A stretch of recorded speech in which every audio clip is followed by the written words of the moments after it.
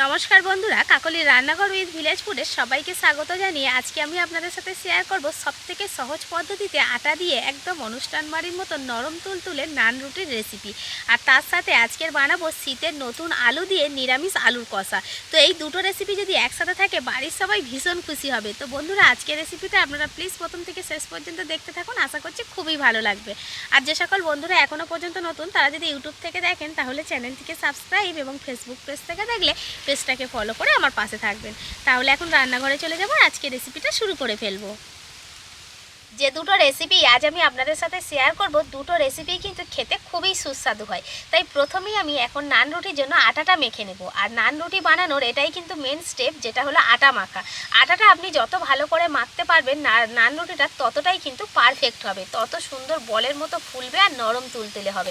তো কিভাবে আমি আটাটা মাখছি সেটা আপনারা দেখে নান রুটিটা একটু অনুষ্ঠান বাড়ির মতো করার চেষ্টা করব। তবে আমাদের কাছে বাড়িতে নান রুটি বানানোটা অনেকটা ঝামেলার মনে হয়, কারণ যেন মনে হয় অনেক কিছু লাগবে, অনেক জিনিসপত্রের প্রয়োজন। তবে আজকে যে আমি নান রুটিটা বানাবো কোনো রকম টক দই, বেকিং সোডা, বেকিং পাউডার এমনকি ইনো ছাড়াই বানাবো, শুধুমাত্র ইস্ট দিয়ে তার আটা দিয়ে। দেখুন আমি এখানে গমের আটা নিয়েছি, যে আটা দিয়ে প্রতিদিন বাড়িতে রুটি বানানো হয় সেই আটা দিয়েই কিন্তু নান রুটিটা বানাবো। তো আপনারা চাইলে আটার পরিবর্তে ময়দাও নিতে পারেন, আবার আটা ময়দা দুটো মিশিয়ে নিতে পারেন। তো এই যে বাটিটা নিয়েছি, এই বাটির মাপ করে আমি 3 বাটি আটা নেব। তো আমি আমার পরিমাণ মতো আটা নিচ্ছি, আপনারা চাইলে আপনাদের পরিমাণ মতো নিয়ে নেবেন, কম বেশি করে কোনো অসুবিধা নেই, যতটা প্রয়োজন। পুরো 3 বাটি দিয়ে দেব, কারণ নান রুটিটা একটু মোটা মোটা হবে আর একটু বেশি করেই বানাবো। 3 বাটি আটা নিলাম। এবার আমি যতটা পরিমাণে আটা নিয়েছি ঠিক তেমন পরিমাণে বাকি উপকরণগুলো দিয়ে দেব। প্রথমেই আমি দেব লবণ। এই যে চা চামচটা নিয়েছি আর যে পরিমাণে আমি আটা নিয়েছি সেই রকম মাপ করে আমি ইস্ট দেব 1.5 চামচ। একদম বেশি ভর্তি ভর্তি না, এমনি এই রকম চামচের মাপ করে 1.5 চামচ এখানে ইস্ট দেব। ইস্ট বেশি দেওয়ার দরকার নেই, এই রকম মাপ করে দেবেন। 3 বাটি আটা নিয়েছি, সেই জন্য আমি 3 চামচ দেব সাদা তেল।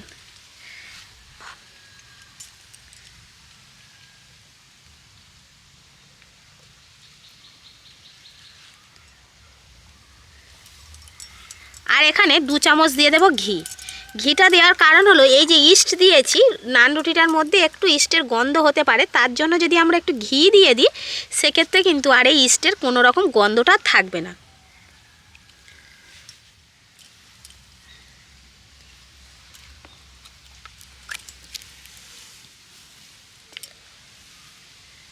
এবার এই কটা উপকরণকে আমি একসাথে হাত দিয়ে ভালো করে শুকনো অবস্থায় একটু মিশিয়ে নেব।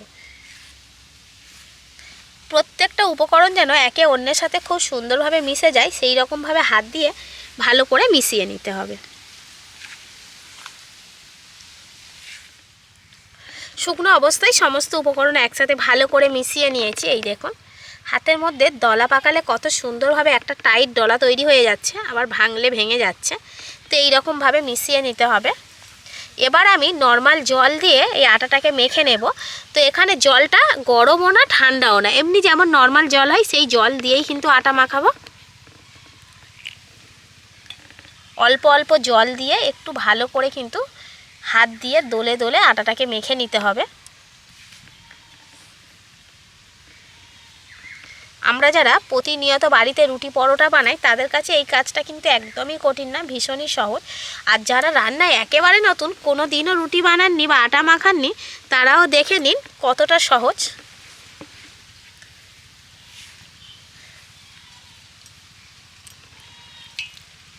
প্রতিদিন যে রুটি বা পরোটা আমরা বানাই তার থেকে এই আটা মাখাটা একটু নরম হবে। তো সেই রকমভাবে জল দিয়ে আটাটা মেখে নিতে হবে। আটাটাকে প্রথমেই কিন্তু এরকম নরম করে মেখে নিতে হবে। প্রথমে একটু হাতের মধ্যে প্লেটের মধ্যে জড়িয়ে যাবে, ভয় পাওয়ার কোনো কারণ নেই। কিছুক্ষণ এইভাবে হাত দিয়ে চেপে চেপে মাখাতে মাখাতে দেখবেন অনেকটাই কিন্তু নরম ভাবটা চলে যাবে, তখন আর প্লেটে বা হাতে লেগে যাবে না। একটু এইভাবে সুন্দর করে মাখাতে হবে।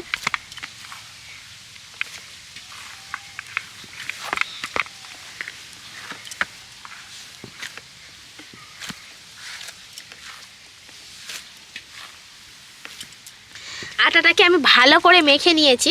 দেখুন এখন আর আমার হাতের মধ্যেও লেগে যাচ্ছে না, এদিকে প্লেটের মধ্যেও লেগে যাচ্ছে না। তো কীরকমভাবে মেখেছি দেখুন, একদম সফট করে কতটা নরম হয়েছে। একেবারে খুব বেশি নরম না, আবার শক্ত টাইটও না। তো এইরকমভাবে একটু মেখে নিতে হবে। এবার আমি এই ডোটাকে নিয়ে একটা বাটির মধ্যে নিয়ে নিচ্ছি। এবার চাপা দিয়ে রেখে দেব, পুরো 1 ঘন্টার জন্য রাখতে হবে আটাটা মেখে। আলুর দম বলুন আর আলু কষা বলুন, সেটা বানানোর জন্য আমি এখন এখানে বেশ কয়েকটা নতুন আলু নিয়ে নিয়েছি। এখন শীতের সময় নতুন আলু উঠে গেছে। তো এই দেখুন একদম ছোট ছোট সাইজের নিয়েছি, গোটা গোটাই থাকবে এগুলো। তো এখন এগুলোকে সেদ্ধ করে নেব। তার জন্য কড়া বসিয়ে দিয়েছি উনানে, জল দিয়ে দেব। একদম সহজ পদ্ধতিতে আলু কষাটা আজকে বানাবো। আপনারা যে কোনো পরোটা, লুচি, এরকম নান, রুটি এগুলোর সাথে খেতে পারবেন। একটু দিয়ে দেব লবণ জলের মধ্যে। এবার গোটা গোটা আলুগুলোকেও দিয়ে দেব। এই রকম ছোট ছোট নতুন আলু দিয়ে আলু কষা খেতে কিন্তু খুবই ভালো লাগে। এবার ঢাকা দিয়ে দেব, দিয়ে আলুগুলোকে ভালো করে সেদ্ধ করে নেব। আলুটা সেদ্ধ হচ্ছে, এদিকে আমি বাকি মশলাগুলো সব রেডি করে উনানের কাছে নিয়ে চলে যাব। তো এখানে একটা মশলা আমি মিক্সি করে নেব। তার জন্য নিয়েছি টমেটো, কাঁচা লঙ্কা, কিছুটা নিয়েছি কাজু বাদাম, আর নিয়েছি একটু আদা। তো এগুলোকে এখন একসাথে আমি মিক্সিতে পেস্ট করে নেব। আর আজকে সম্পূর্ণ নিরামিষভাবে আমি আলু কষাটা বানাবো। এতে করে যে কোনো দিন আপনারা এই আলু কষাটা বানিয়ে নিতে পারবেন, নিরামিষ দিনে হলেও, কিংবা যারা সবসময়ের জন্য নিরামিষ খান তাদের জন্য ভীষণ সুবিধা হবে। অল্প করে জল দিয়ে দেব আর মিক্সিতে ঘুরিয়ে পেস্ট তৈরি করে নেব। আলুগুলোকে সেদ্ধ করার পর গায়ের খোসাগুলো ছাড়িয়ে নিয়েছি। এদিকে আমার কড়া গরম হয়ে গেছে, এদিকে দিয়ে দেব তেল। সাদা তেল দিয়ে দিচ্ছি। এবার ওই তেলের মধ্যে দেব আমি অল্প করে লবণ। আলু সেদ্ধর সময়ও লবণ দিয়েছিলাম, আবারও অল্প লবণ দিয়ে দিচ্ছি। আর দেব একটু হলুদ গুঁড়ো। আলুগুলোকে এবার একটু ভেজে নেব, ভালো করে লাল লাল করে আলুগুলোকে ভেজে নেব।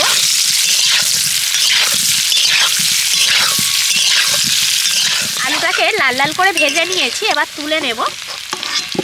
ওই একই কড়াইতে আমি আলু কষাটা করে নেব। তো এর ওপর আরেকটু সর্ষের তেল দিয়ে দিচ্ছি। আলু ভাজার সময় আমি সাদা তেল দিয়েছিলাম, এবার অল্প করে একটু সর্ষের তেল দিলাম। তো যে কোনো তেলে আপনারা রান্নাটা করে নিতে পারেন। এবার ফোড়নে দেবো 2টো শুকনো লঙ্কা, একটু গোটা জিরে।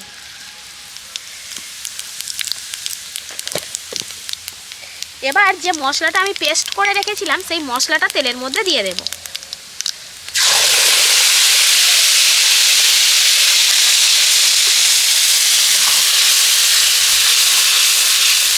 এই মশলাটাকে খুব ভালো করে কষিয়ে রান্না করতে হবে। একদমই সহজ রান্না। প্রথমেই আমি দিয়ে দেব লবণ, পরিমাণ মতো আপনাদেরকে দিয়ে দিতে হবে যতটা পরিমাণে আলু বা মশলা নেবেন। এবার দেব লঙ্কা গুঁড়ো, অল্প করে দেব, আমি এখানে সব হাফ চামচ করে দিয়ে দিচ্ছি। দেব হলুদ গুঁড়ো, এটাও হাফ চামচ। কাঁচা লঙ্কা আগে দেয়া ছিল, সেই রকম মাপ বুঝে কিন্তু মশলাটা দিতে হবে আর কি, গুঁড়ো লঙ্কাটা। এবার দেব আমি ধনে গুঁড়ো 1 চামচ, জিরে গুঁড়োও দেব 1 চামচ।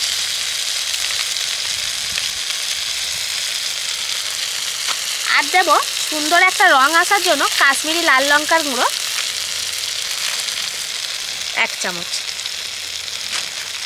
সামান্য অল্প জল দেব মশলার মধ্যে।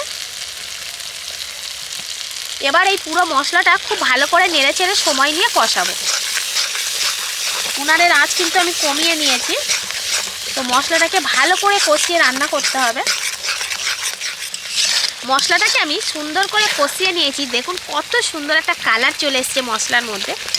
এবার আমি দিয়ে দেব কিছুটা মটরশুঁটি। শীতের সময় মটরশুঁটি তো বেশ ভালোই পাওয়া যাচ্ছে, তো বেশ কিছুটা মটরশুঁটি ছাড়িয়ে নিয়েছি, এটা দিয়ে দেব মশলার ওপরে।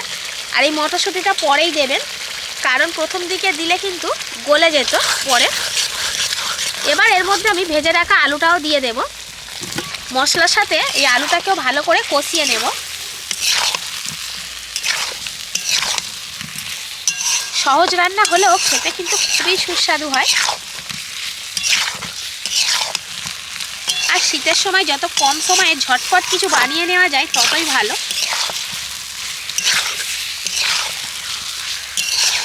2-4 মিনিট একটু কষে নিতে হবে মশলার সঙ্গে, তবেই ভালো লাগবে। এবার আমি জল দিয়ে দেব। আর যেহেতু এখানে আমার আলু সেদ্ধ করা রয়েছে সেজন্য বেশি জল দিতে হবে না। আর জলটা আমি গরম করে নিয়েছি, তো গরম জলটা এবার আমি এই আলু কষার মধ্যে দিয়ে দেব।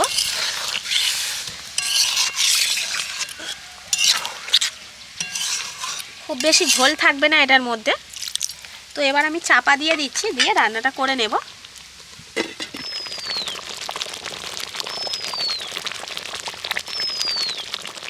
আলু কষাটা আমার হয়ে গেছে, দেখুন ঝোল কিন্তু অনেকটাই কমে গেছে, আলুগুলো খুব সুন্দরভাবে ভেতর থেকে সেদ্ধ হয়ে গেছে।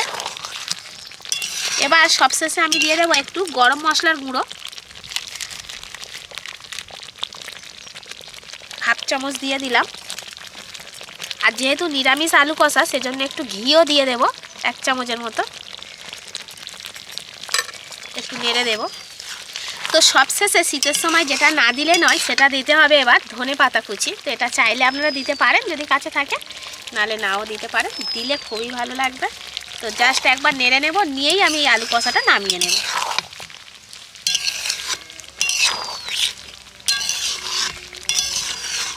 নান রুটিগুলো এবার আমি বানিয়ে নেব। তো আটার ডোটা নিয়ে নিয়েছি, দেখুন বেশ অনেকক্ষণ ছিল, তার ফলে কিন্তু আরও সুন্দর সফট হয়ে গেছে ডোটা। আরও একবার ভালো করে একটু মেখে নিচ্ছি। এবার এখান থেকে লেচি কেটে নিতে হবে। এই রুটির জন্য লেচিগুলো একটু বড় বড় করে কাটতে হবে, কারণ একটু মোটা মোটা হবে।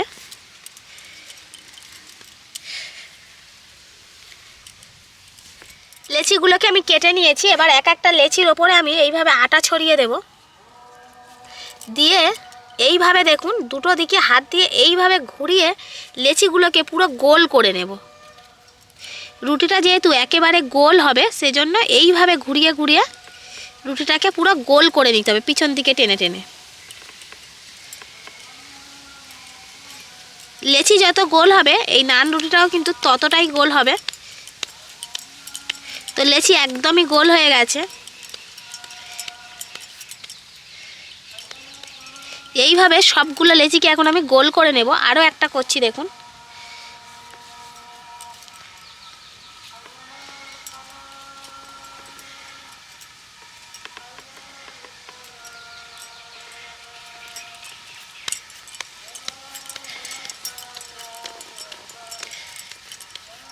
সবগুলো লেচি একই রকমভাবে গোল করে নিয়েছি। এবার এইভাবে আটা দিয়ে অল্প অল্প আটা দিয়ে আমি এটাকে বেলে নেব।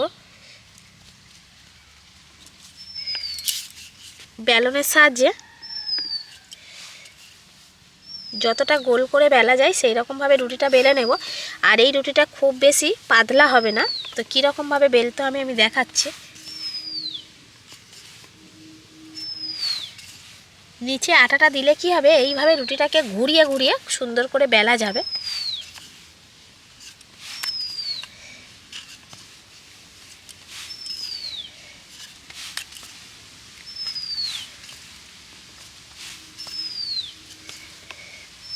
রুটির চারিদিক মাঝখান সমানভাবে কিন্তু বেলা হচ্ছে, কোথাও মোটা কোথাও পাতলা নেই। একটা নান রুটি আমার বেলা হয়ে গেছে, দেখুন কীরকম মোটা রেখেছি বা কীরকম পাতলা। আটাগুলোকে ঝেড়ে নিচ্ছি, দেখুন পিছন দিকটাও কিন্তু প্লেন হয়ে গেছে, বোঝাই যাচ্ছে না কিছু। তো এইভাবে সবগুলো রুটি আমি বেলে নেব প্রথমে।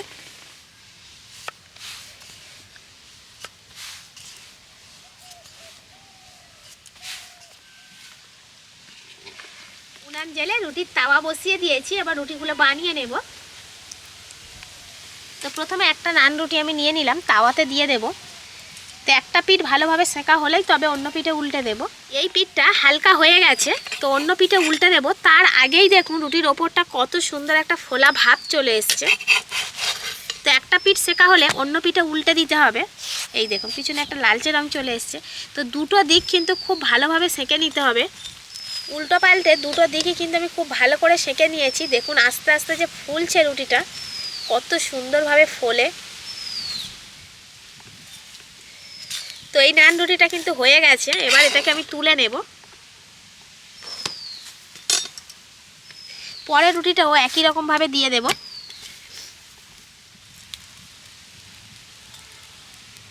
এই দেখুন বন্ধুরা রুটিটা কত সুন্দরভাবে ফুলছে দেখুন। আর আস্তে আস্তে ফুলতে ফুলতে কিন্তু পুরো রুটিটা এরকম বলের মতো ফুলে যাবে।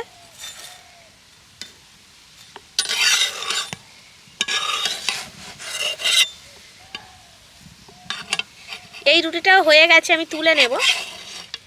প্রত্যেকটা নান রুটি কিন্তু একই রকমভাবে ফুলছে, এই দেখুন।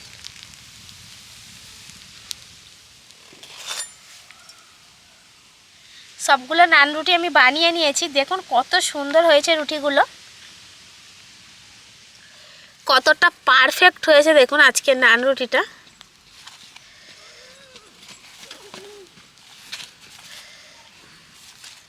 শীতের দিনে সকালবেলার জল খাবারে কিংবা সন্ধ্যাবেলার টিফিনে যদি এরকম নান রুটি আর এরকম নিরামিষ আলু কষা থাকে তো বন্ধুরা পুরো খাওয়াটাই জমে যাবে, দারুণ লাগতো। কেমন লাগছে বাবু? ভালো। আপনারা তো দেখতে পেলেনই কতটা সহজ পদ্ধতিতে আর কত কম উপকরণে ঝটপট আজকের আমি নান রুটি বানিয়ে ফেললাম, আর তার সাথে নিরামিষ আলু কষা। তো আপনারাও কিন্তু এই রকম পদ্ধতিতে যদি বাড়িতে নান রুটি বানান, প্রথমবারেই কিন্তু পারফেক্ট নান রুটি আপনারা বানিয়ে নিতে পারবেন। তো অবশ্যই করে আপনারা বাড়িতে বানাবেন এবং বাড়ির সবাইকে খাবেন, দেখবেন সবাই ভীষণ খুশি হবে। আর আমার আজকের এই রেসিপিটা আপনাদের কেমন লাগলো সেটা অবশ্যই কমেন্ট করে জানাবেন, আর ভালো লাগলে লাইক, কমেন্ট, শেয়ার, সাবস্ক্রাইব এবং ফলো করে আমার পাশে থাকবেন। আর আমার নিত্য নতুন রেসিপিগুলো এইভাবেই দেখতে থাকবেন। তাহলে আজকের মতো এখানেই শেষ করছি। সবাই ভালো থাকবেন, সুস্থ থাকবেন, দেখা হবে পরের রেসিপিতে। বলো।